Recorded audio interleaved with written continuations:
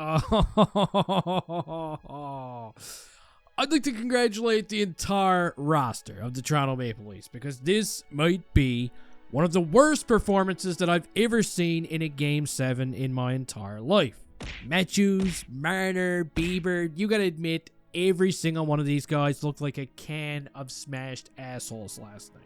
I just can't wait to dissect this hockey game, but before I get too far ahead of myself, I want to tell you that today's video is brought to you by Miraj Trading. And at MirajTrading.com, you can buy hockey cards, baseball cards, Pokemon cards, right from the privacy of your own toilet seat. Don't flush that toilet yet.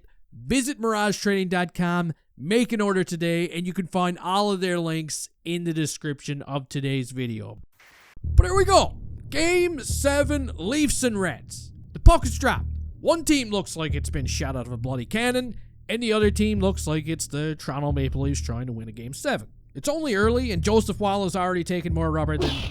Yeah, maybe let's not get into that. But the Panthers, they get 21 shot attempts during the first few minutes of this hockey game before the Leafs, before they even get one, before they even get a sniff.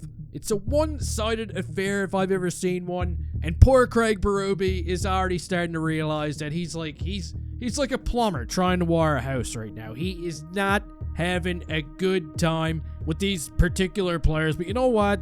Even though it's bad, when the first period comes to an end, we still got a scoreless game. So maybe, just maybe, everybody in blue is waiting until the second period to really start taking control of this hockey game. Or maybe not. Just a few minutes in, Seth Jones is going to take advantage of a bad Morgan Rielly pinch, and he's going to toss that biscuit upstairs to make it a one-goal game.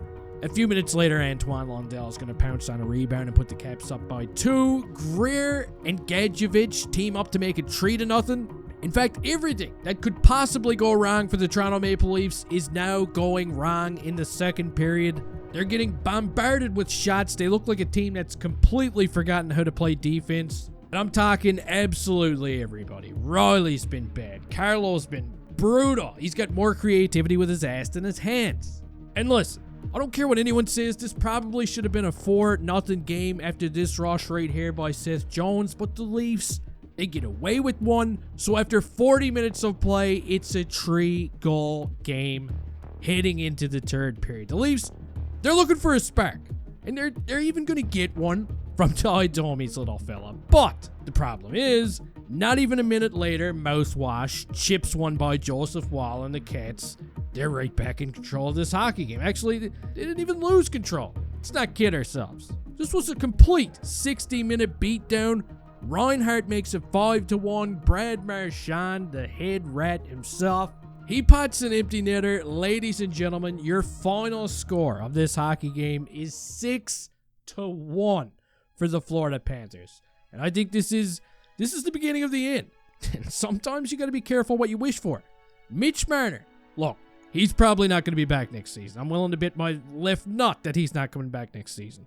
Johnny Tavares is probably not coming back. There's definitely going to be some huge changes in this lineup, and it is going to free up a shit ton of cap space. However, as for draft picks, they got so invested in these last couple of playoff runs that they traded away what was in the cupboards. They don't even have a first-round pick until 2028. Wow. You see, this team truly is the definition of insanity. I tried warning everybody. I tried telling them that this was going to happen even after they won Game 6. And look what happened. Blech. That was pathetic. It almost feels like these guys, they just love to tug on the heartstrings of Leafs fans around the world. They like to get everybody's hopes up just so they could come back and piss all over them. Yeah, again, they outdid themselves. That was easily one of the worst Game 7 performances that I've ever seen from that core. And all I can say now is buckle up, Leafs fans, okay? Because this offseason is probably going to be one heck of a ride. But that's going to do it for today's video. You can let me know your thoughts down in the comment section. Please don't forget to slap that like button right across the back of the neck before you leave here. And hey, well, see you next time.